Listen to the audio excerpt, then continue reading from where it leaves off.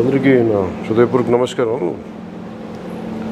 ఈ ప్లాంట్ సంస్థ నుంచి కురు అమర్నాథ్ గారు, దివ్యాంజలి గారు ఈ పర్యావరణానికి సంబంధించి సహాయపడేలాగా ఈ ఆగస్టు 15 దినోత్సవానికి జెండాలు ఇలాంటివి వాడుతూ ఉంటారు, పెట్టుకుంటూ ఉంటారు.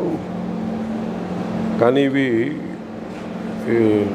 ప్రత్యేకించి పర్యావరణాన్ని దృష్టిలో పెట్టుకొని ప్లాస్టిక్ కాకుండా పర్యావరణాన్ని దృష్టిలో పెట్టుకొని దీంట్లో కొన్ని సీడ్స్ వేసి మరి పంచుతూ ఉన్నారు. ఇలాంటి వారి ఉత్పత్తులన్నీ కూడా పర్యావరణానికి ఉపయోగపడేలా ఉన్నాయి. వారికి నా బెస్ట్ విషెస్ తెలియజేస్తాను.